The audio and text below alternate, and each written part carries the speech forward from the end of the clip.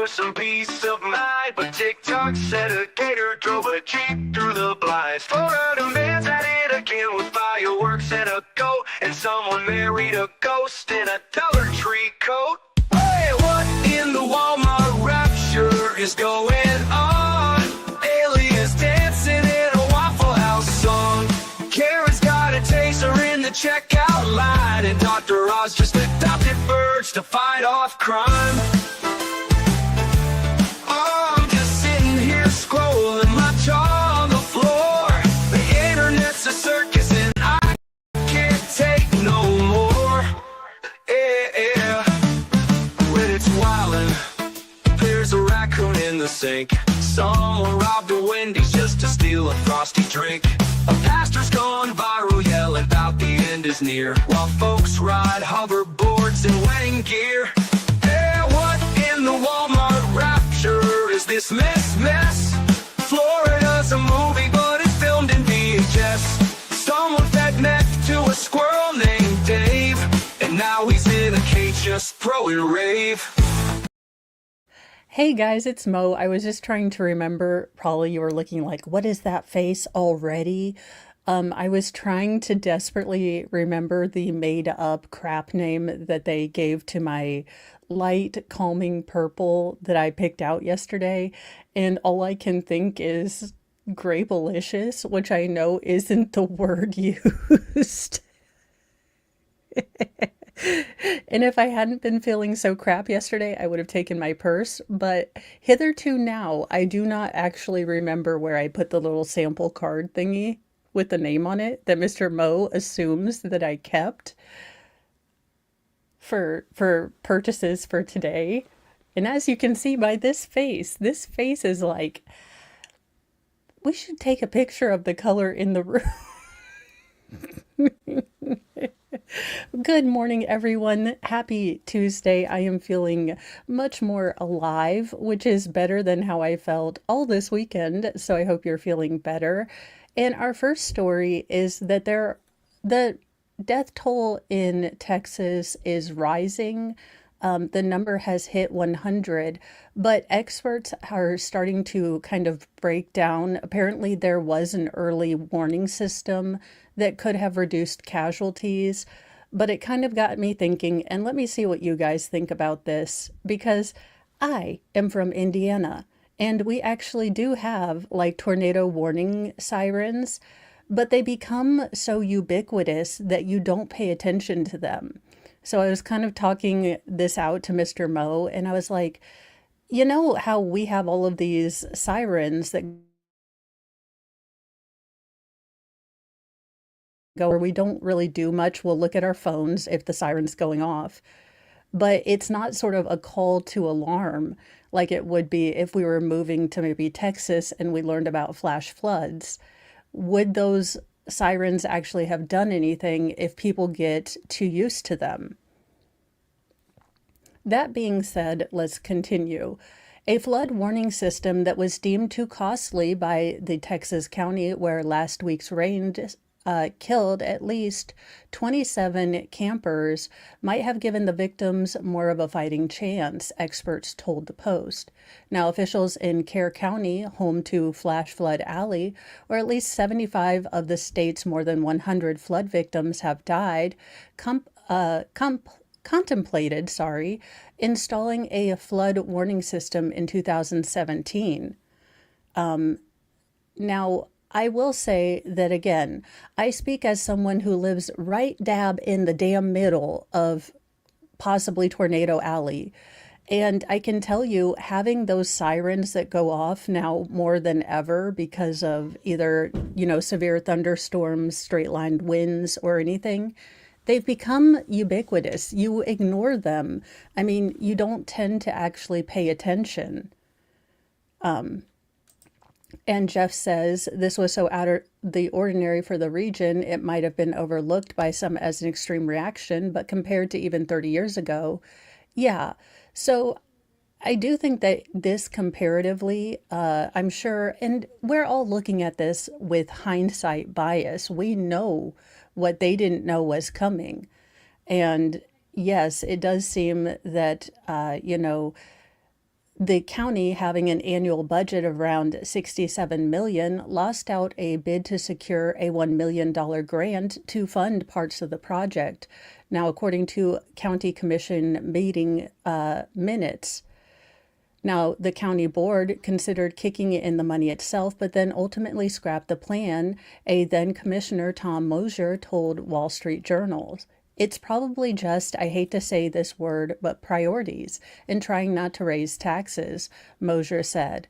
Now, Kerr County officials instead relied on word of mouth to pass messages about raging floodwaters downriver from the camps upstream. Now, the proposed warning system, similar to one that a neighboring town had installed for about $2 million, would have included river gauges, sirens, and other monitored communication tools along the Guadalupe River's flash flood alley. Now, that being said, again, if you become numb to these sort of sirens, and it does happen, I've lived in Indiana so long that the sirens going off are kind of a thing. So would that have created the alarm that it would need to? I don't know. And it seems kind of here a little bit dickish, if you ask me. But, to kind of be castigating these commissioners for something that we know is going to happen. That being said, I'm sure if I moved to a different area, I'd be like, you guys have flash floods. I'm going to look at every warning until it becomes kind of normal. Now, the river rose more than 29 feet during a freak summer storm July 4th, and experts said that the flood warning system, such as one that was proposed for Kerr County, might not have been perfect, but might have at least helped potential, people to try to get to higher elevation. No one's ever going to complain about having more data when it comes to hazardous weather. Nick Basile, director of the New York State Severe Weather Risk Communication Center, said. Then there's the question of, once you know flooding is imminent, how do you communicate that to people who maybe aren't going to be communicated to if they're at a camp or somewhere like that? Now, Camp Mystic, the girls' camp, was a few hundred feet only from the riverbank. Now, they are saying and still looking for at least 11 of the 27 campers aged 8 to 9, with 10 still missing. So there is a lot of work. I just think it's easy to say that earlier warning would have alleviated some of this. I just find that, the only thing I can compare it to is the thunderstorm or the tornado warnings. And honestly, those become kind of a background emptiness. So you don't kind of take heed. So I don't know if it would have saved people. I mean, I'm sure it's probably nice to look and say, hey, we could save so many more people if we have this next time. But to kind of just go off and say that people would totally use it, I think is a bit, hindsight is 2020, because I can tell you, us Hoosiers, again, don't know where the name came from, but us Hoosiers can tend to ignore the tornado sirens. So that's just my 2 cents. Everyone is an expertologist until, they're in that situation. And I love how everyone likes to Monday quarterback, but maybe they'll install the system and we won't ever have to report on something like this again. Now, Gen Zers, God love you and bless your heart, and not in a good way, but if you don't know what a price of something is, Mike could ask someone before you end up with a holy hell bill. Now, for those of you who are a bit confused, Gen Z diners were a bit tripped up by a common menu pricing abbreviation and wound up slapped with a $160 bill. Now, generally, if you go to a restaurant and it has market or MKT, it means you're paying market rate, not like we'll just market when we get a price. That being said, these Gen Zers are learning a valuable lesson. Talk about a pricey point of view change. 3 Gen Z sisters got a not so tasty surprise when they ordered steak at a coastal North Carolina restaurant, only to realize too late what MKT on the menu actually meant.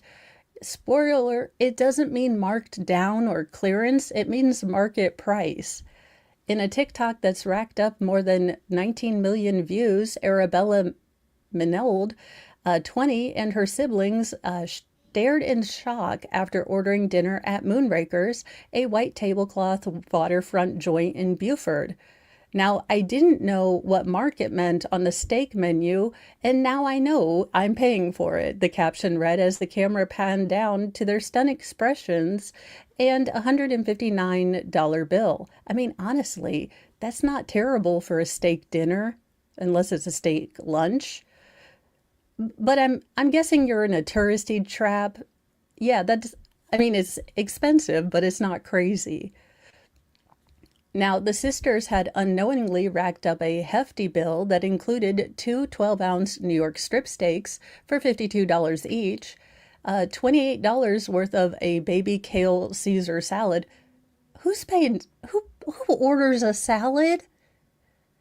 Hell no. Also, $28 for baby kale and a Caesar salad? Ugh, just no. Although you won't see me ever paying for lettuce, so I can guarantee that my husband has never had to tell me don't order a salad. I mean, because that's never happened. I, as a weird teen and young child, you know, hopefully one day thought that I would like grow into like becoming a real adult and, like salad. But I have realized that by the time I put enough bacon bits and ranch dressing and cheese on it, any nutritional value has been drowned by trying to take away the lettuce taste. So it's actually healthier for me not to eat a salad. That's my story, and I'm sticking to it because that's what I tell my children. But in order to make the salad even more expensive, she added $11 for grilled chicken, a $10 kids grilled cheese, and $3 Sprites, proving once and for all that even salads can, be a fiscal ambush. Now, their subtotal came to $145 with a 3% credit card surcharge that added, about $4.35, and then the 6.79 sales tax.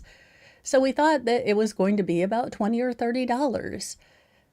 No, it turns out that the MKT is market shorthand for market price, a cryptic code used for items that fluctuate based on availability, seasonability, and ingredient cost, usually for seafood or steak.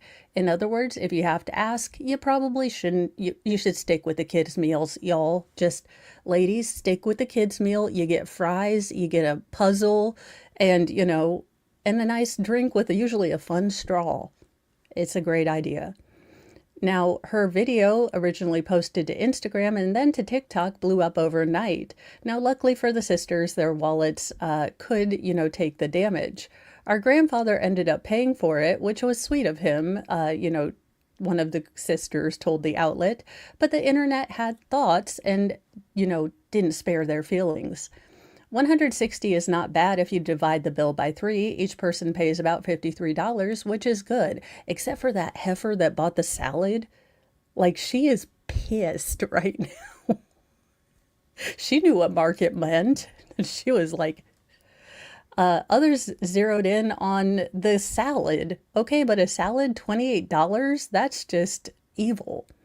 Still, some blame the staff for not stepping in. Honestly, shame on your server for not informing you of the price when it's clearly not listed. Or you could ask. It's amazing because they use TikTok so they can communicate. So you could use your mouth hole to ask what that little, abbreviation we didn't quite figure out, meant. And then you could save yourself all that. In a separate TikTok, someone offered sage advice. Unless you're rich, don't buy items off a menu that don't have prices. So there you go. Lesson learned when dining out. Always ask the price or bring your grandpa. As the Post previously reported, a whistle-blowing ex-staffer at California's now closed Automat claimed that those feel-good living wages fees slapped onto your bill are nothing but a tiptoeing facade. If you see a restaurant charging a cost of living equal pay or mandatory service fee, like the 20% that restaurant did, be suspicious, Jordan Smith said in an Instagram post. It's possible because of the backhouse teams may not be seeing any of that money. Meanwhile, a TikTok diner went viral last year for posting a receipt showing a mandatory living wage fee, and the internet has really lost its appetite. Also, don't ask me if I want to tip you because I went to your Starbucks. Look, Jeffrey, can I call you Jeffrey since you asked my name? When I don't even want to buy your coffee, but I had a gift card and wanted to feel, I don't know, somewhat pompous and full of myself for 5 minutes. But Jeffrey, let me explain something to you, okay? This gift card is the only reason I'm in your establishment. Now, if you would like to have the last 50 cents off of this gift card, I will willingly give it to you. But as far as tipping you for being able to do what I essentially did as a barista, now, granted, just make me the fancy coffee milkshake and let's go. Like, don't ask me to tip you. I'm not going to. I'll just sign it and look at you doggedly determined because, see, sweetheart, what you don't understand, and I don't really have the time to tell you outside of a fried green tomatoes movie, is that I am older and have more life experience, and I'm not going to be tipping you for doing your job semi-okay and asking me my name. So have a lovely day and keep whatever's left on the gift card. That being said, I don't have a problem tipping people like the lady who does my nails or if you do my hair. But if you're doing something in the normal course of your job that I shouldn't be proud as punch that you were able to get, my Diet Coke, my hamburger. And yes, it would be a hamburger because if I wanted cheese on it, I'd have said cheeseburger. We almost have this like language thing communicating exact wants down to a science. So if I'd wanted a cheeseburger, I'd say, could you make me a cheeseburger? But I didn't. I said a hamburger. So that says I don't want cheese. So you asking me if I want cheese makes me want to dock your pay $1. I want a reverse tip for dumb questions. That being said, it's probably a really, really dumb bugbear to have, but I can't imagine. No, no. I just want to be left alone. I don't want to have to give you my real name when I'm getting my coffee milkshake once a year because people give me gift cards. That's all. Flux, that's it. We're going after the real injustice that affects just you and I. And we are having an equality hamburger march. Hamburgers mean hamburger. We don't want cheese with that. That's it. It's the million a-hole march. We're just going to march about little things that piss us off.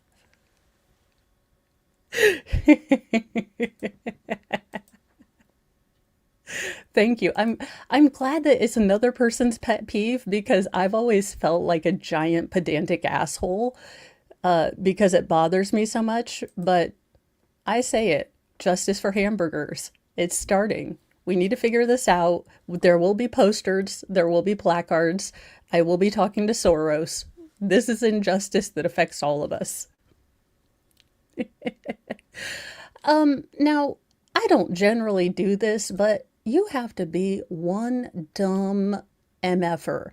And it takes a lot for me to call someone out on their stupid, but in a man that makes one wonder, did you actually drink toilet duck to get smarter? We have a man guaranteed and a joke guaranteed to bring Final Form Jesus back. The G keep its grove, thou gloaming shrine of thirst traps, scams, and dollar signs. We chant in tones both grim and low, for virtue fled a long time ago. Kyrie eleison, Christe descendat, Final Form Jesus return in wrath. With six-pack glistening, sword in hand, he cometh swift to cleanse the land. Now, I like me a good chuckle, a good hee-hee, a little kiki, whenever I feel, but maybe the part in places where you should learn an audience and maybe figure out whether you really want to spend your life in federal pound me in the ass prison is when you're deciding to joke about your laptop possibly being an IED. Not to mention that you did this, on 7/7, the 20-year anniversary of the UK's British, or biggest, sorry, you know, assault on buses, trains, and general transportation. Like, maybe don't make this joke on, the history of the biggest, on soil UK terrorist attack ever. But apparently, this man was like, YOLO, and I would like to win the Darwin Award. And, he just was like, what what the world needs when we're flying is some tension release. A recently released psychiatric patient announced that his laptop was a possible IED mid-air on a packed flight out of Florida, forcing the plane to make an emergency landing. I don't even know what to. I feel bad because he's a former psychiatric patient, but you'd think you'd had a lot of time, working on your comedy routine to figure out where to, put things, and maybe not a IED joke on an airplane. Sir, I think you're going to get that hug jacket right back. You were out for just a minute and you wanted to go right back in. He hadn't finished the macrame that he was going to do for Mother's Day next year, so what are you going to do? Now, Taj Malik Taylor, 27, was on board an Allegiant Air Flight 1023 out of St. Pete Clearwater International Airport, Florida, to Roanoke Blacksburg Regional Airport in Virginia with 177 passengers and 6 crew members late Sunday afternoon when he made those terrifying comments. Now, less than an hour into the flight, he allegedly told his seatmate, "I have a bomb," twice, just in case he didn't get the chuckles the first time. Now, when the passenger questioned why he would make such a serious claim, he allegedly showed him his laptop and said, "Yeah, no, it's totally an IED." The FBI affidavit obtained by USA Today said. Now, his frightened seatmate immediately informed the TSA, the flight attendants, and I'm guessing there was an air marshal somewhere out of there. I mean, if I were stalking air marshals, I'd put most of them out of Florida, if I'm real with you. That being said, because of sunshine laws, Florida is unfairly maligned, but I'm putting most of my, my marshals on Florida bound and exiting flights. That's just how I'm doing it. Now, he then, they told the pilots who turned the aircraft around, making an emergency landing back in St. Pete Clearwater just about 40 minutes after takeoff. Now, the Pinellas County Sheriff's Office were there waiting for the plane upon landing to response of a verbal bomb threat. Now, detectives say other witnesses on the plane also heard him say that he had one. Now, police boarded the plane around 2 p.m., arrested Taylor, and had a K-9 unit search his belongings. After he was removed from the Allegiant flight, the plane took off again and arrived at Roanoke around 7:57 p.m. Now, Allegiant doesn't tolerate disruptive behavior of any kind, so the decision was made to return to the airport. The plane landed safely and was met by law enforcement officers who took the passenger into custody. Again, funny jokes, not on an airplane. We don't have time for that here anymore. And the rest of us are nervous as hell that Boeing didn't even use, actual screws, let alone toothpaste, to put this thing together. We're already flying Allegiant Air, which is like one step above, Spirit Airlines. We're already a little tense. This is not a time to make a joke, okay? Not to mention, if I'm going on an airplane, it's usually for not fun stuff. So no, don't make jokes like that. Now, the FBI said that Taylor didn't admit to making the threats, but stated that a woman sitting next to him aboard the flight had been rude to him. And he stated that he had been recently released from a mental health facility and did state that he took his medication the night before because he was suffering from lack of clarity. I understand the words you're trying to use to make sense of this, but I don't think you're on the right dose, sweetie. I just don't think so.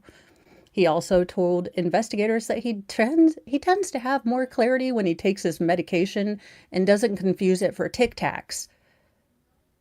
That being said, it does look like he used to be a veteran, so all jokes aside, I do hope that he is able to get some help. It does look like he did used to play football and suffered a grade 3 concussion during his sophomore year. So, it possibly is that due to the grade 3 concussion that have been linked to neurological issues, he could have something that's deeply wrong. And hopefully they can get help for him. That being said, he does face up to a $25,000 fine and a prison sentence of up to 5 years. Now, that being said, I would much rather see this man restored to mental fitness as much as he can and live his life, yeah. Now, that being said, don't joke about anything on airplanes. Look, we are all a little bit too stressed out at this point for any of these jokes to go over well. So I do hope that they actually get this man some help and maybe can figure out, what was maybe causing some of this, or get him to an area where he can be more productive in his life, probably never flying another airplane again or in another airplane again. Well, it's not the kind of bug you want, and it's not the kind of fun bug you even want. Because I was hoping that Seoul was getting some fun, like, what is Seoul doing? Seoul, South Korea? Like, they have figured out a brand new super, like, clap. But apparently these are actual bugs. Like, insects, not VD, which is where I went with it, because why wouldn't I? What's happening in South Korea? Well, Seoul has caught the love bug that no one wants. I'm telling you, you guys, they set me up for failure because I assumed that they were trying to be euphemistic with the STD and they weren't actual bugs. South Korea has recently been hit by another surge of love bugs. But romance is certainly not in the air for residents of Seoul and neighboring Incheon cities who have been plagued by the pesky insects in recent weeks as rising temperatures due to it being summertime, spur their spread. On Friday, dozens of government workers were sent to, well, look, a place I'm not going to be able to pronounce, but a mountain west of the capital to manage an extremely severe outbreak of the country's of bugs. I mean, that's a no. No. I mean, those look like lightning bugs, but if they don't light up, then no. We take DDT. I'm sure our apples will be fine, and if we grow a couple extra limbs and have no bugs, I see no problem. If we end up with the X-Men, I see no problem. Let's get rid of the bugs. Now, videos on social media earlier this week showed scenic hiking trails along the peak transformed into a buzzing mass of chaos. Footage shows hikers thrashing through swarms of the thumbnail-sized bugs, with one person being completely engulfed by the black-winged creatures and another scooping thousands of their tiny carcasses from the trail. Okay, I understand being engulfed by them, but why are you bending down to pick up the dead bodies? Like, look at these bugs. Have you ever seen this many bees? Like, no, I'm not touching the dead carcasses of a bunch of bugs. What if there's like a smell and, ants are smart and they like send out little pheromone things and you pick up a bunch of their dead. You have become their Conan the Barbarian. You're lamenting or relishing the lamentations of their women. I mean, look, y'all, there is a reason I'm an inside cat, and bugs and people are mainly the 1-2 thing that keep me inside my house. Love bugs are known scientifically as, oh yeah, that's a joke. Let's see, Placea longoforceps, and they get their nickname from their mating behavior where they fling into each other while flying, which is, in a little known fact, the way me and Mr. Mo reproduce. It's actually why I got hurt. It wasn't a deer, it was trampoline. Ladies on trampolines. I just imagine them going, like those old Velcro walls that they used to have where you could run up and then, Velcro yourself. I mean, and it kind of seems how most Gen Zers are just doing dating now. So, I mean, honestly, I think we've got a mascot. Now, they are found in subtropical areas, including southern China, Taiwan, and Japan's Ryukyu Islands. They're also in parts of Central America. No, no, no. We have the flamethrower from Elon Musk. That ain't gonna be a problem when Mo takes over America. Now, they were first detected in South Korea in 2015 and are believed to have arrived there from southern China. China, you just can't keep your bugs to yourself, can you, China? I mean, it's not like we haven't, lost a good, bit of the 2020s from you, but now you got to send love bugs too? Just terrible. Now, experts say that climate change is what's making the bugs, but I think climate change can be combated. Now, Greta, stick with me. I know you have a lot of time on your hand right now, what being turned away from every opportunity and, fame inducing thing that you can put your name on. But, Greta, if we treat climate change outbreaks with a flamethrower, I think that we like do a solid, just equal out kind of in the equation of climate change. Besides, I've still hitched my horse to iceberg Earth. I think we're going to full circle. We are going to circle back on the climate thing, and we are going back to Leonard Nimoy, Ice Cube Earth. And I'm kind of okay because I've just now gotten to where I'm getting these random hot flashes.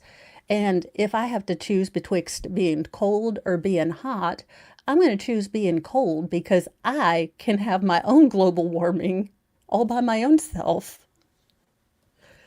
That being said, either that or this live action remake of Prince of Egypt is just not going as well as we'd hoped. But Netflix, A for effort for trying. But I don't think love bugs were one of the plagues. That being said, I'd still take them out with a flamethrower.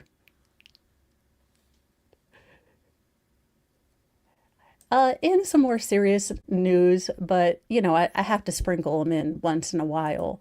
But it looks like the Goncalves family is going to be returning the $85,000 given to them on GoFundMe. Now, if you have been very big into the Koberger latest, it is an understatement to underpin all understatements that the Goncalves family was not a fan of the plea deal given to Brian Koberger. Now, the father of one of four slain University of Idaho students is trying to refund more than $85,000 that his family received on GoFundMe that was created to support their expenses during what would have been the Koberger trial. Now, Kaylee's dad, Steve, told TMZ that he would not bait and switch beautiful people like Latah County Prosecutor Bill Thompson, did to his family. Now, again, I think that like him or lump him, I don't know how I would react should I know, and I'm sure he knows a lot more about what was done to his daughter in those hours. So the fact that they are still totally pissed off about the plea deal is completely understandable. And if they feel, moved and they want to refund this, I think it's fine. Now, Koberger's quadruple murder trial was supposed to take place in August, but in a deal with Thompson and the prosecutor's office last week, the 30-year-old former PhD student at Washington State University pled guilty to 4 counts of first-degree murder in the 2022 deaths of Kaylee, Zaina, Maddie, and Ethan. Now, the Goncalves family was livid and is not hiding away, and I don't think I would be able either. They're livid with the plea deal with the prosecutors, which spared Koberger a trial and a potential death penalty sentence. I'm sorry if you don't agree with our recent decisions on the plea deal, the family wrote on Facebook on July 3rd. But BK is literally too afraid to die. He wasn't afraid to kill. BK wanted a plea deal and he was given one. Kaylee wasn't offered a plea deal. The state showed mercy to BK by removing the death penalty, but he didn't show any to Kaylee. He didn't show any mercy. People tell us we should be happy with life in prison without parole, as he'll never get out. How is that not a win, they ask. Well, the death penalty also means life on death row, the post continues. We knew it would be decades before he would ever face the firing squad. We knew that his execution wouldn't happen anytime soon, but his life on death row while serving his time would have been much worse than his serving time as life in prison. Sir, I have seen some deep dives into the prison he is going to. I don't think any of them have like easy ramp on him. That being said, I completely understand his fury, but from what I've heard, he is going to the dead awfuliest of awful prisons. But we knew that his life on death row would be, worse. He doesn't deserve life in prison. He deserved life on death row. Now, in the same post, the family said they also needed time to figure out how to give all of the money back on GoFundMe donations. Please give me time to figure out the best way to do this, the post reads. I can't just ask GoFundMe to reimburse everyone. As to the money that's already been deposited into my bank account, it's no longer held by GoFundMe. I understand this is a priority for many people. Steve and I need a few more days alone to process what's just happened. It's so hard to describe what we're going through right now. It is very mentally and emotionally exhausting. My whole body aches from my fingertips to my toes, so please give us some grace. We promise we won't skip town. At the plea hearing last week, Thompson said Kohberger broke into the off-campus residence in the college town of Moscow on November 13th, 2022. He had gained entrance through a sliding glass door on the second floor. He then walked past the bedroom of one of the surviving roommates, went to the third floor where he took the lives of Mogan and Glenn Clavies, then came across Cornoodle on his way downstairs, stabbing her and her sleeping boyfriend, Ethan, before escaping the scene.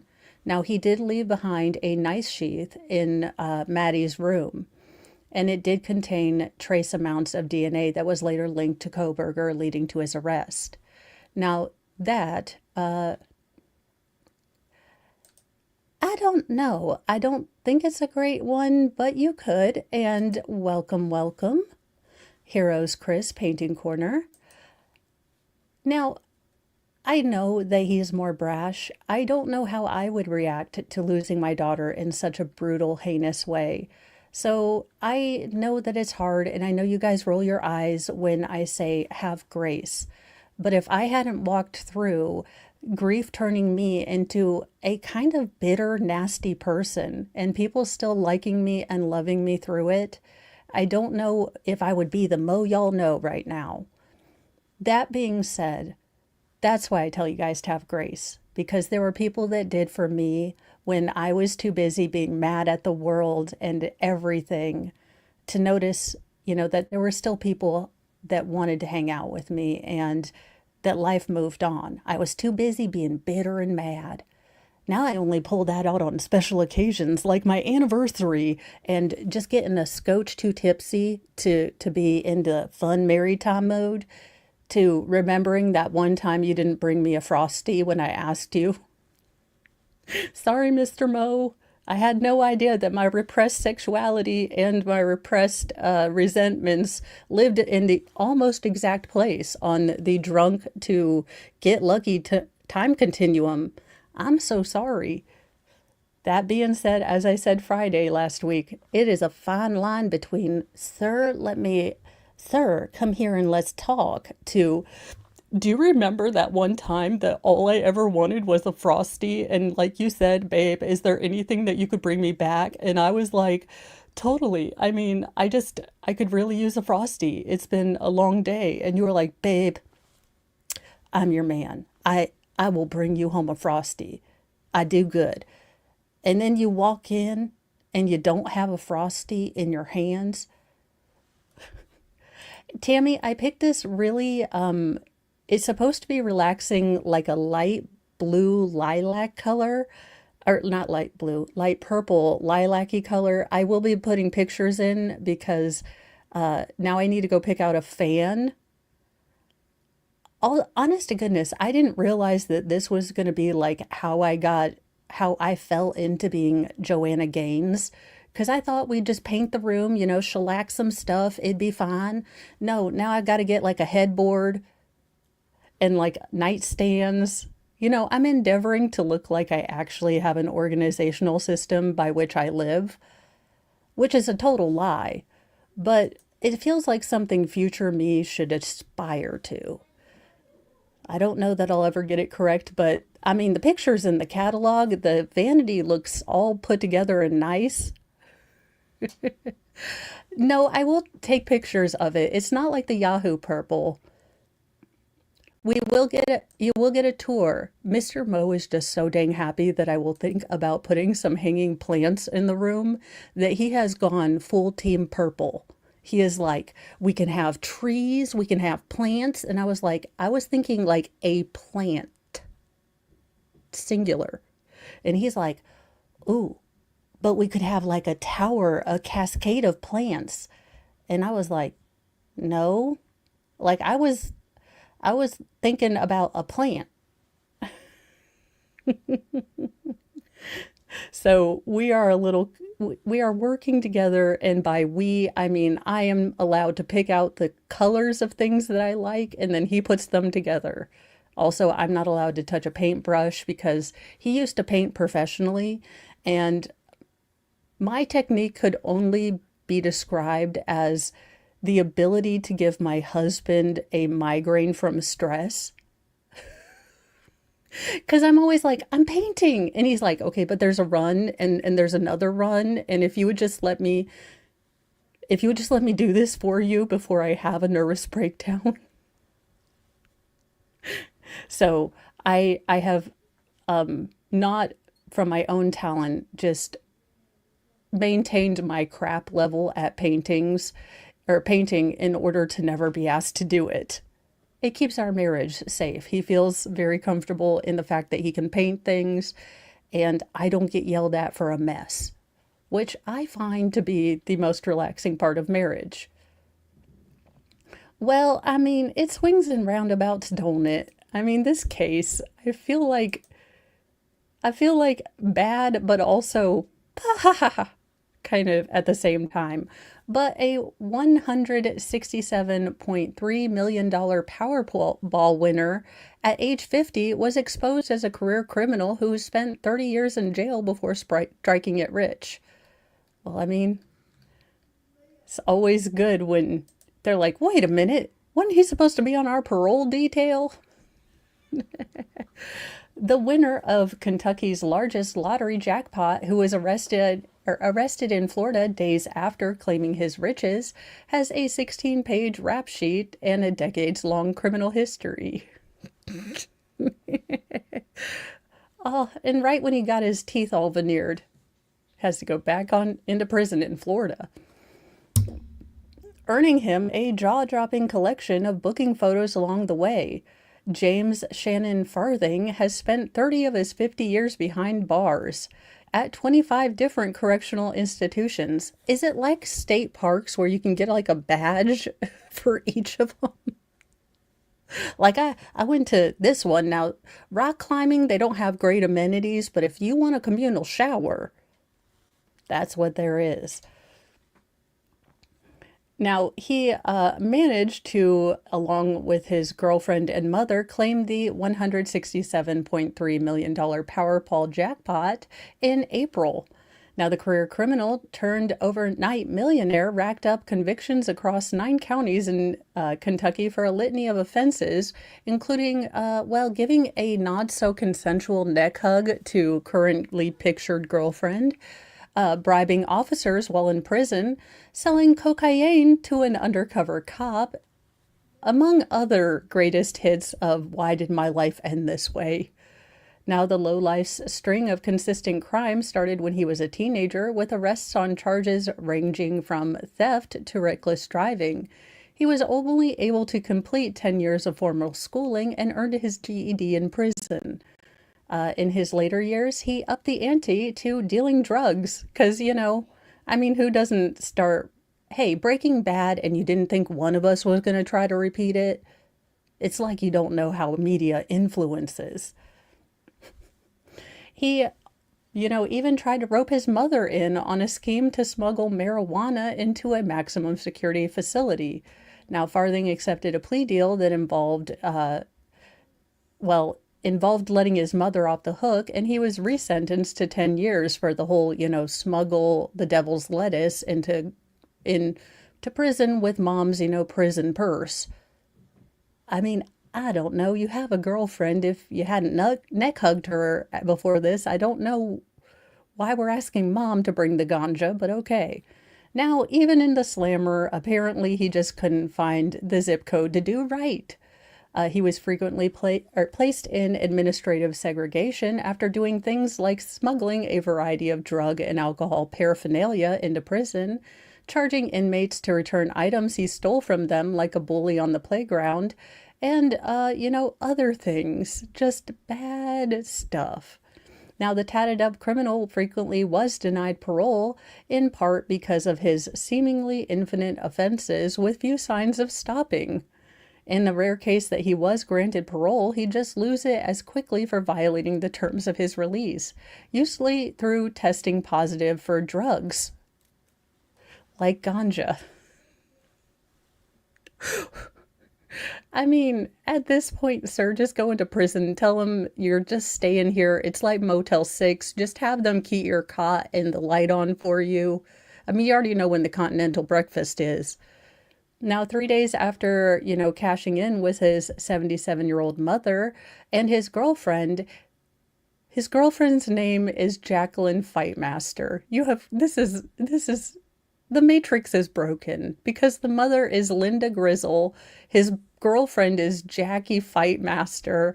This is like someone did Mad Libs on LSD. This is not a real person. Now, Farthing then, of course, violated his parole when he left Kentucky without notifying his parole officer. He was required to because of his lengthy prison, record. He was freed from Kentucky jail last week, according to Kentucky Parole Board, but now has to face charges from the Florida flight. A sliver of his lottery winnings was put towards his $11,000 bail. Now, he pled not guilty and is scheduled for a July 14th arraignment where he could face up to 5 years in prison for the remaining battery count, on the deputy attack alone. So, a fool and his money are swiftly, parted, and we just didn't think it would be because you just can't stay out of prison to save your life, son. Like, at this point, again, just have them Motel 6 it and leave a light on for you. But we've come to, a rather more stupid, and yes, I do think stupid should be a felony offense, even though I do offend quite often with the stupid. But Lord Chippy, it's kind of for the stupid as well. They're our skin, they steal our grace. These monsters wear a human face. No gavel, no badge, no throne, no crown can stop Lord Chippy from burning them down. Justice ain't fast, justice ain't clean. It's a long, sharp road through the in-between. So raise your fists and light your flames. Chippy's coming and he don't play games.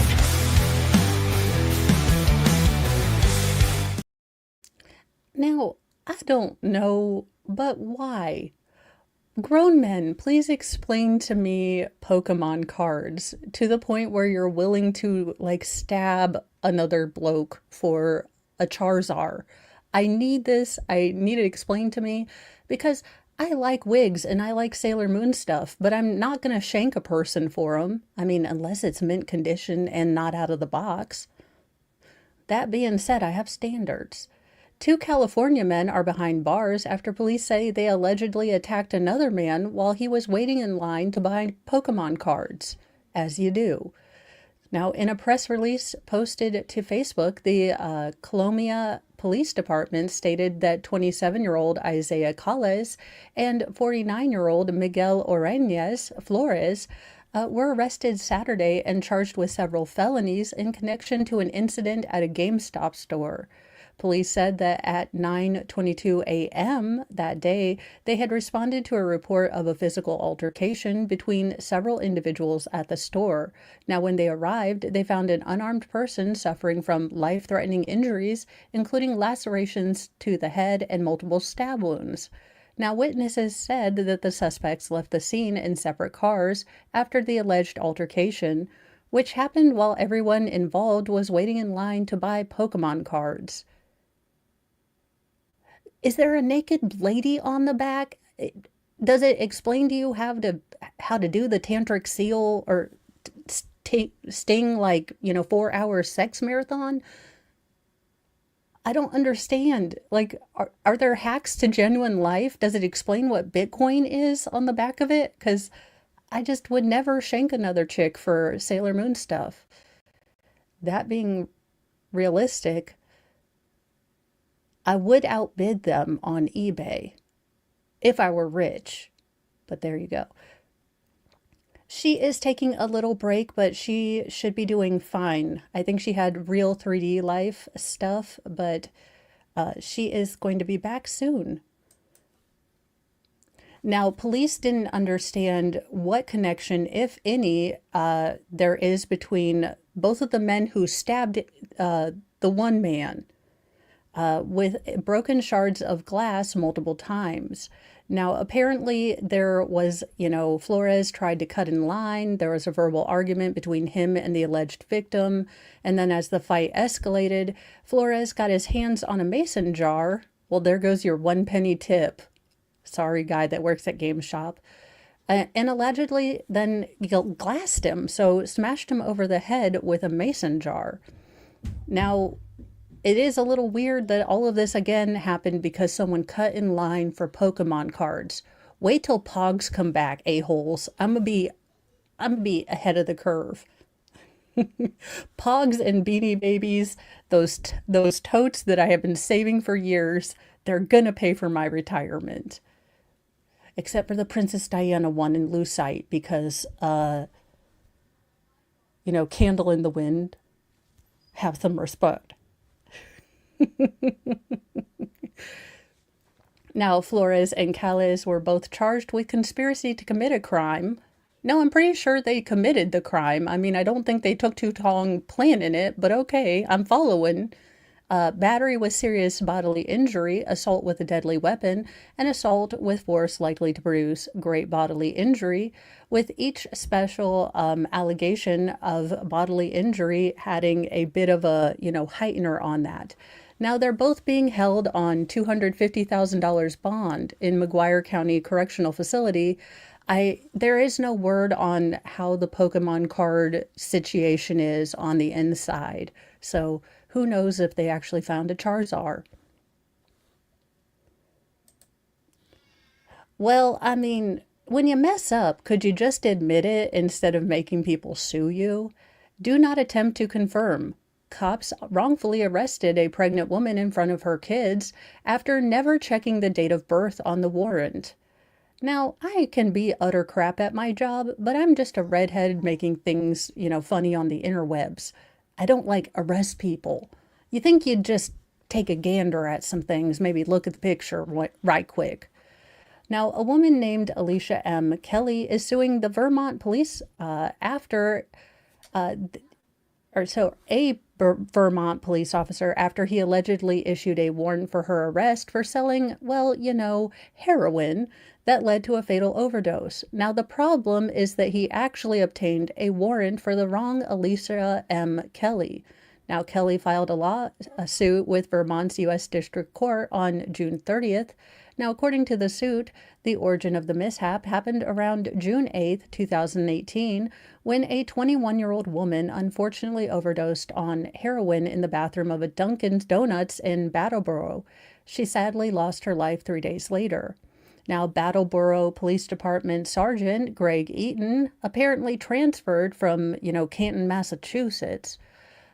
who is the only one that's, named in the suit, learned that a former Dunkin' employee named Alicia M. Kelly possibly sold the victim the drugs that led to her fatal overdose.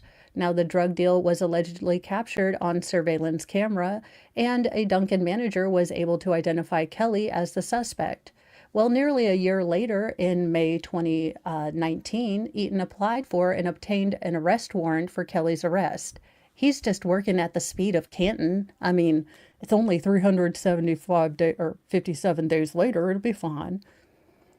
Now, in noticing, perhaps not noticing, there were roughly 5 months between the births in 1988 between the correct Alicia and the one that they, handcuffed.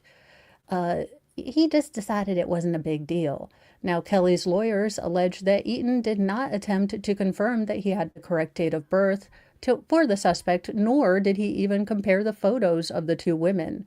So on July 13th, 2022, some 3 years after the warrant was issued, the plaintiff, Alicia M. Kelly, who was pregnant at the time, was at her North Troy home with her two small children and parents when deputies from Orleans County Sheriff's Office arrived to place her under arrest. Now, she became distraught, panicked, and was brought to tears. Her parents told the deputies there must have been some mistake, but their pleas didn't change the outcome. And of course, the children were very upset, according to the lawsuit. Now, the sheriff's office posted on social media about the arrest, and her lawyer, Brian M. Marscaverte, noted. Now, cops transported this wrong Kelly to Northern State Correctional Facility in Newport on a $25,000 bond. She spent the night, and a judge lowered her bond to $10,000, which her parents paid the day after her arrest. Now, once prosecutors realized their mistake, they filed a motion to vacate all of her bond conditions. The real Alicia M. Kelly, allegedly responsible for the overdose death, remains wanted. Now, the lawsuit is alleging unlawful seizure and is requesting unspecified punitive damages. Eaton's lawyer did not return a message seeking comment, and he declined to comment when reached out by VT Digger, which was first to report on this suit. Well, I'm joking. I don't know if he transferred from Canton, but this is the kind of crack detectiving that we have come to expect from Canton. So it's spreading to all of New England. The Canton mind virus is spreading, which is terrifying in and of itself.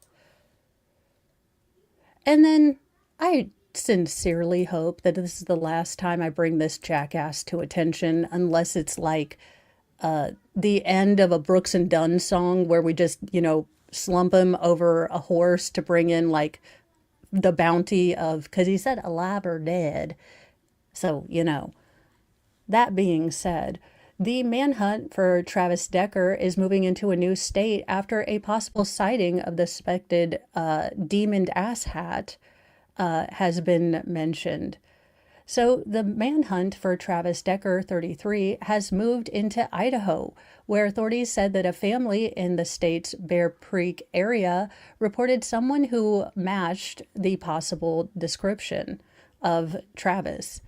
Now, according to a press release from the U.S. Marshal Service, a family who was in Bear Creek near Idaho's Sawtooth National Forest reported to authorities that they had seen a man who matched the widely shared description of Decker while in the area on Saturday.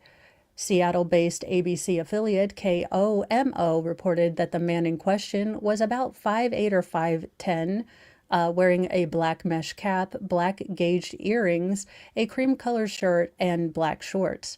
Now, that description does match clothing Decker was seen wearing the day he picked up his 3 daughters, and also the same day that he took their lives. Now, according to the family, they saw him and he was sporting a longish ponytail, overgrown beard, and was wearing a black Garmin-style watch, also carrying a black JanSport backpack. Now, Boise-based NBC affiliate KTVB obtained a press release from the U.S. Marshal Service Greater Idaho Task Force, which featured the description and a photo of Deckard that was captured by security cameras on May 30th, the last day that his daughters were seen alive. Now, in that May 30th photo, he is seen wearing his hair in sort of a ponytail with a cream-colored shirt and black shorts. Now, DNA found on Deckard's truck was traced back to himself, because they at first weren't sure where the girls were. They ended up finding where the girls were, so kind of him matching his DNA to his truck was mainly to see if he had taken the girls in the truck, but unfortunately they found the girls. Now, as I've said every time I've, put this out there, this man is ex-military. He is a known survivalist. Do not try to interact with this jackass.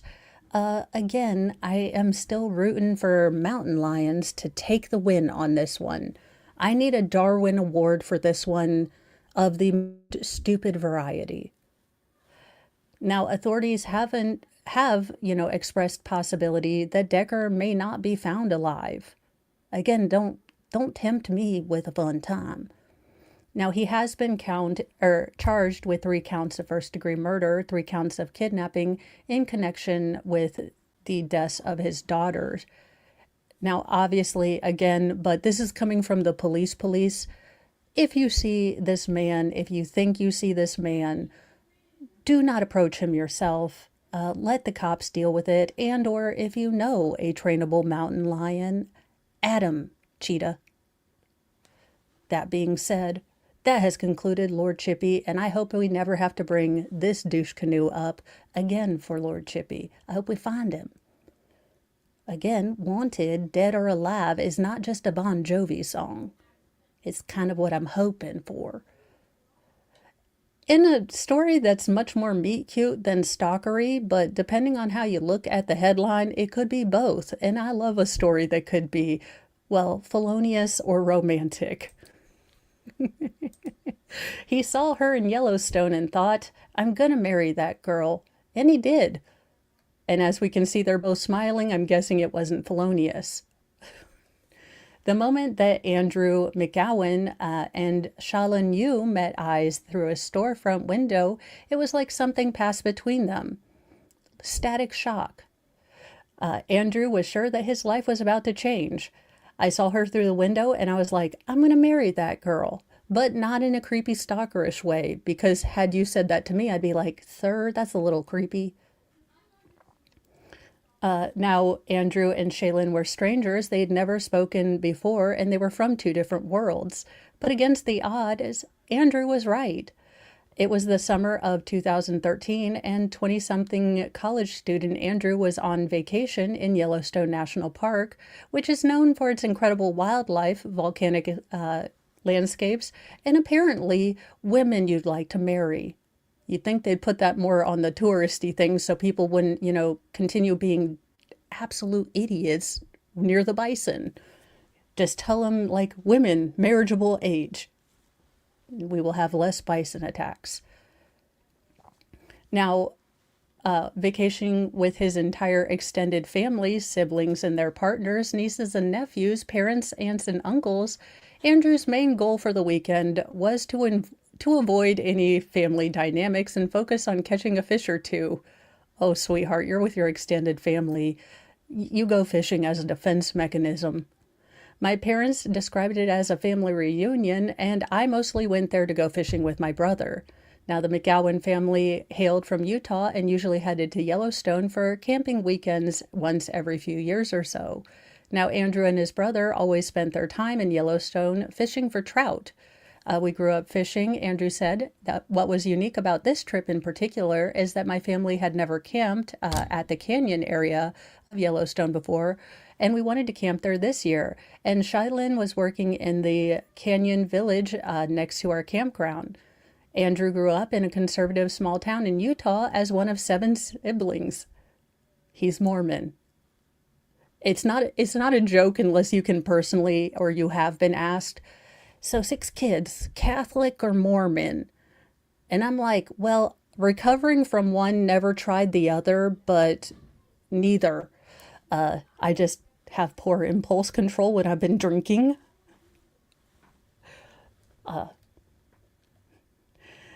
In the summer of 2013, Andrew had just returned from 2 years in the Philippines on a missionary service, which is apparently a typical rite of passage for young Mormons who volunteer to spend time away, spreading the teachings of the Church of Jesus Christ of Latter-day Saints. But while he was away, some of Andrew's family had begun to question Mormon doctrine. So wait, you have to go on what can only be the worst, recruitment trip ever, and your family's like, after you got done with your mission trip, we realized we were all indoor cats, and we're not sure we believe in any of that. So thanks for those 2 years in the Philippines, but I mean, I would be pissed. Because if I have to go and people with people as an inside cat for our Lord Jesus, and then you're going to come back and be like, meh, we're recovering, I'm going to be a little pissed off. That being said, to talk to a lot of people on a mission, I'd probably need to be drunk, and I'm pretty sure that's the one thing you can't do as a Mormon. So it really does not work out in my favor to be LDS. I was like, LSD, I could also talk to people. So now for Andrew, this was a bit discombobulating, as one would imagine. My parents are these really conservative Mormons all my life growing up. Then they moved away from it. They left it and completely went the other way. So even though he had, no longer had a shared belief system with his family, they remained close. The McGowans decamped to Yellowstone for a weekend of hiking, grilling, and family time, with the addition of Bartles and James, which makes every family time, well, a skip, jump, and just fun day, because that one family member that always gets just that much too drunk and then starts being honest, and that's usually started with one of those lobbed, kind of threat questions like, "Oh, Susie, we want to be honest, do we?" Now, if you are ever presented in a family situation with a, "Do we want to be honest, do we?" That is a no. No. This is the start of a Snapped episode. When people ask you, "Do you want us to be honest?" tell them, "No, I like living on the comfort of lies, how we have always helped this family. Now shut up." Now, he managed to, whilst he was pondering the non-Mormonness of his family anymore, he happened to go by a shop that Shaolin was working at.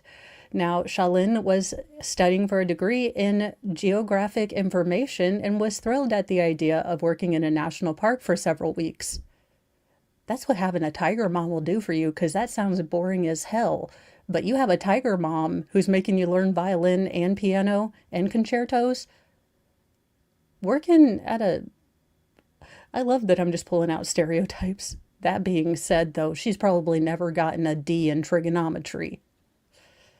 Now, Shaylin, her summer in the U.S. was a new experience, but she had enjoyed the time away from her original home in Taiwan. I'd never done anything like this specifically before, but my mom would send me to summer camps in English-speaking countries when I was a kid.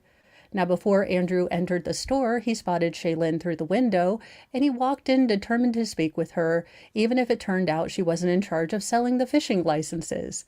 She was working over at another counter, so I went and bought chocolate milk at her register. Ugh, who over the age of... Ew, chocolate milk. Just... ugh. That being said, it must have just done something for her, or at least for him, because while for Andrew it was something akin to love at first sight, for Shaolin it was like, a weird guy awkwardly buying chocolate milk from me. But she did remember his blonde hair. He has this really big smile, and then he kind of looks frozen, Shaylin recalled today, laughing. Now, the employees at the store all wore name tags listing both their name and where they came from, and Shaylin's badge said that she was from Taiwan. When Andrew spotted that, he attempted to talk to her in Mandarin. Now, he did not do so well, but she applauded his effort, and that was really cute. Now, Andrew might not have been able to flirt as well in Mandarin because what came out of his mouth was really poor Mandarin, as Shaylin says, but he did try. So the moral of this story is, men, if you find a filly and she's not married, try to speak Mandarin to her. I got nothing, y'all. I mean, poor Mr. Mo, bless his heart. I don't even know the emotions I have sometimes, so let alone him trying to understand and decipher them. Not one. But it's cute, and they all ended up getting married, which is sweet and cute. But this could have ended up as a snapped episode, and I don't know what it says about me that I was kind of hoping for like the white van with the locks. That being said, they are married and there was no felony. So I love that I'm like, wait, they like liked each other for real, for real? I'm all confused by that. I don't know who to send a Hallmark card to, but I feel like I need to send a Hallmark card to one of the people in this failed relationship. I just don't know if Hallmark has, I'm sorry your wife made you help her do her OnlyFans card. I'm sure they do. Hallmark is getting hip with the new things. Now, Denise Richards' husband files for divorce months after she revealed that he helped her run her OnlyFans account. And honestly, if that's the weirdest thing about your current partner and you have dated Charlie Sheen, Denise, I don't know what you have to do but fix this marriage. Like if you have to come off of OnlyFans. But I don't think the man behind him is going to want to get married to you. I think once you dated Charlie Sheen, like anything that isn't Charlie Sheen is a 10. Denise Richards' husband, Aaron Vipers, has filed for divorce. Oh, well, if he's leaving, look, you've had Charlie Sheen. Tiger blood. Screw him. Now, court documents obtained by Fox News Digital, he has filed for divorce on Monday, citing their separation date as July the 4th. Fireworks went on over there. Now, the Wild Things star and Pipers tied the knot in 2018 and do not share any children.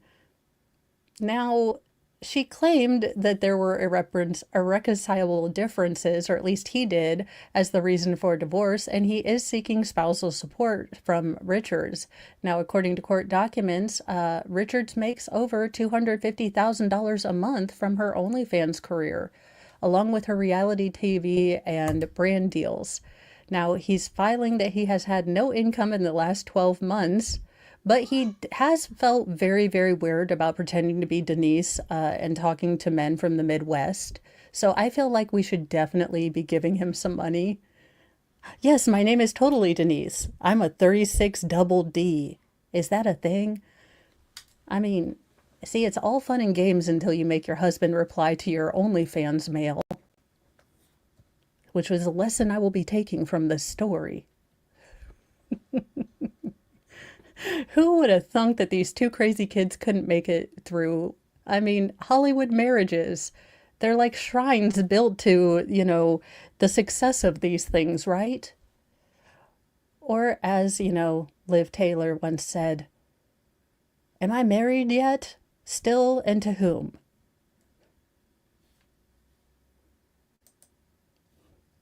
I don't know, but this woman's career, like, I know that I make fun of all the careers, but I could totally do this. This would be my dream career if I wasn't a semi-professional YouTuber.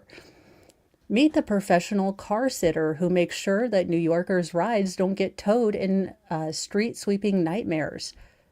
Sitting in a car with no one expecting me to do anything but simply not being pulled over, I feel like I have for years been training for this job. Now, Sydney Charlotte's got drive. To cover her hefty Upper West Side rent, she's become a hero that Gotham didn't realize it needed, the car sitter. Now, Charlotte, 29, a Big Apple transplant from Seattle, charges her New York City neighbors, mostly locals around her own age, up to $50 for a 90-minute car sitting session during alternate parking hours, the designated dates and times when drivers must move their vehicle from one side of the street to the other for cleaning. Now, residents who fail to comply with these city rules risk receiving an initial 60.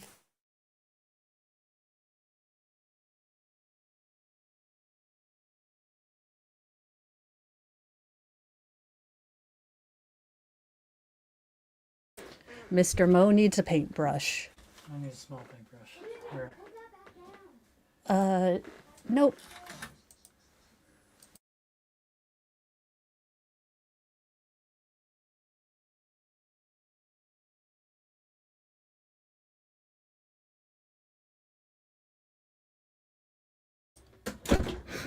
And of course, being a true chaos demon, one might ask, where would Mo put crafty, like, paintbrushes? And the only correct term is, well, in the candy bucket where we hide candy from the children. The look that Mr. Mo has given me when explaining my logic about this is well, let's just say that he thinks I could be a haver of one of those hug me jackets as well. He's like, so why is it in the candy bin? And I was like, I had a thought process behind that, but now aren't you just glad I know where it is? I mean, do you need to know the thought process behind why I did it? Or are you just happy that I found them?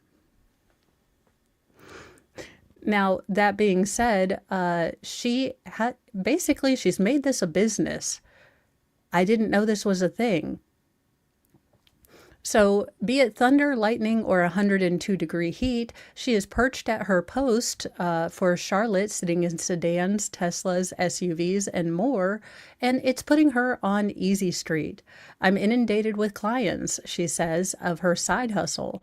Now, it's a lucrative position that the accidental entrepreneur gave herself in late June when she doesn't want to divulge her actual earnings, but she told the Post that she's been able to cover half of her monthly Manhattan apartment rent. Now, she relocated to Manhattan in February after losing a marketing role on the West Coast and hatched her plan for her burgeoning business during a recent alternate parking blitz. She sat in her own car watching folks or their doormen rush to their cars before the street sweepers revved up down the block. It was absolute chaos, she said of the calamity, recalling fighting and screaming matches over parking spots. So on June 19th, she posted a viral video featuring black and white flyers reading, "Need your car moved? The car sitter," along with her professional contact information. Since then, the brunette, who's otherwise unemployed, has received more than 500 inquiries for the service. The video blew up online, she said of the promo clip, which garnered more than 600,000 TikTok views to date. Basically, I had to build the brand in one day. Now, that brand is her effort towards a diffusing driver-on-driver drama.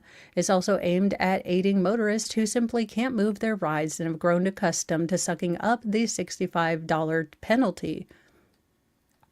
I mean, it seems like, hey, if it works and keeps you from slinging LuLaRoe or doTERRA essential oils, I say, and you're keeping your clothes on, as a mom, I am just, you do you, boo. You continue to car sit.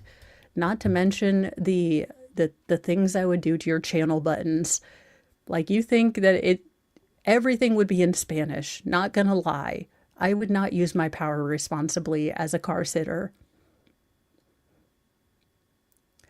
In what can only be deemed as the ninth circle of hell to me, and I can't imagine that people willingly go and pay money for this, our final story.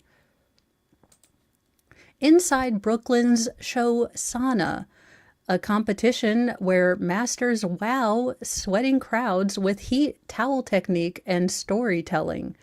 Now, if I'm listening to you talk while we're in a sauna, we are not that good of friends, first of all. Second of all, whatever this chick is doing while we're all hot as hell, no. If I have boob sweat, under boob sweat, and crack of the backside sweat, I want to hear none of your charming and amusing little talents. No, I don't. Call them hot and unbothered, but during late June's heat wave, when most New Yorkers sat pinned to their air conditioners,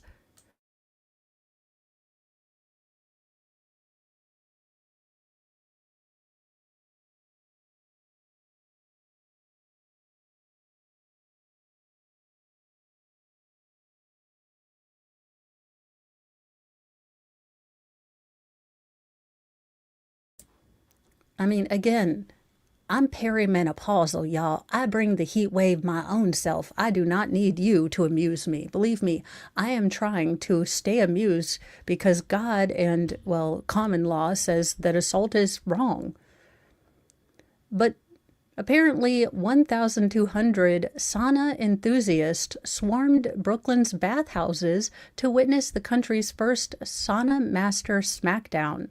Now, some wore bell-shaped felt bucket caps to prevent overheating and to signal this isn't my first hydro, while others were bathhouse regulars who, like any good New Yorker, saw a line, in this case for the wellness venue's 80-seater event sauna, and joined the queue. Event sauna? No. No. The word event and sauna are two things that I don't want to do on a regular basis, let alone together. Now, called a competitive show a Gu, or Aufguss, a German term for a type of guided group sauna experience. Germans, just when I think you couldn't be into any weirder crap, and I do use that word kind of apropos, this crap is what you guys are coming up with?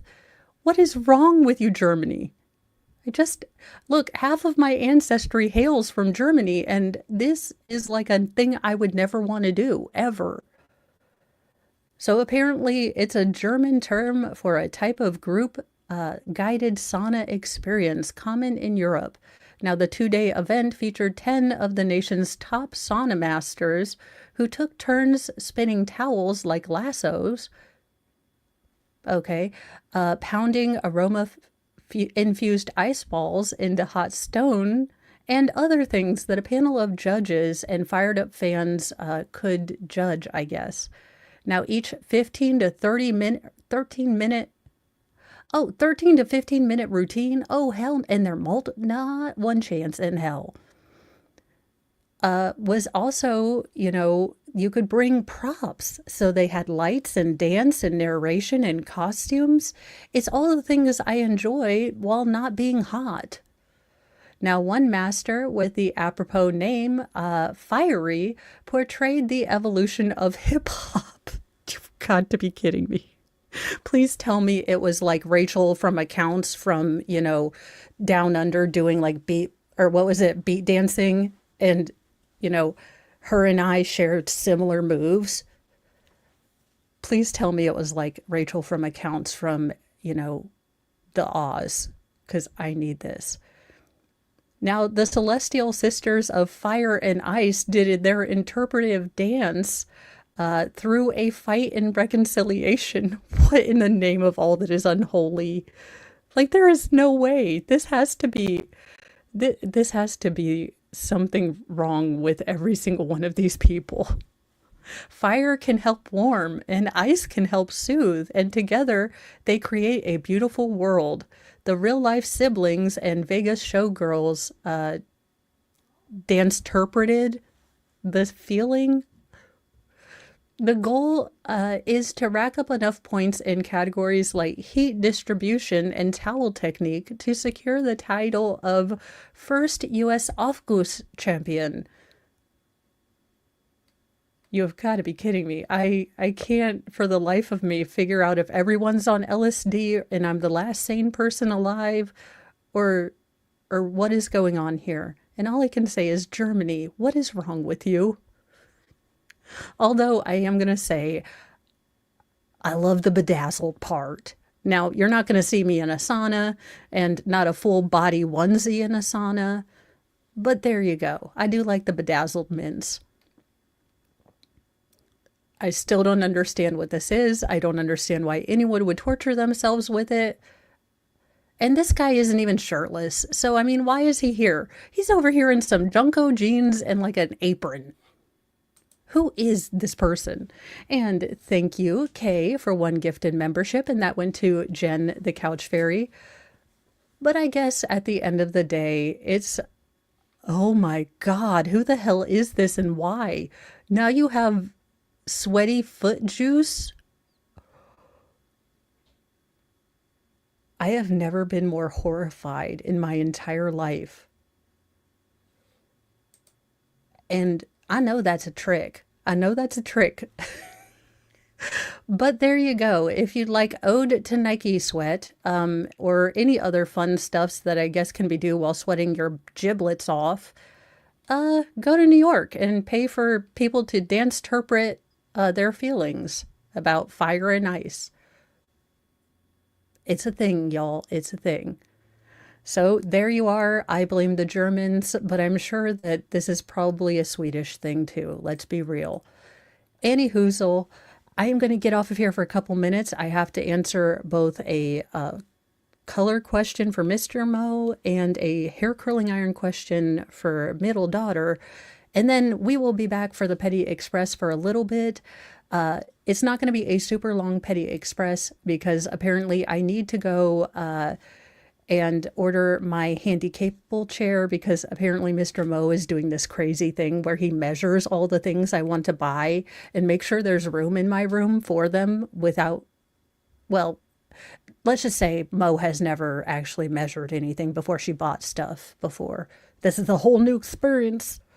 Anyhoozle, I will check you guys out later. Be kind to yourself. Be kind to others. But have a sassy mouth and carry a can of bitch fire because someone is going to make you go into a sauna and try to be interpretive danced at. And just tell people you want none of that. You're okay with other people's life choices, but you choose to stay cool. As I always do. Until I spaz. Bye, you guys.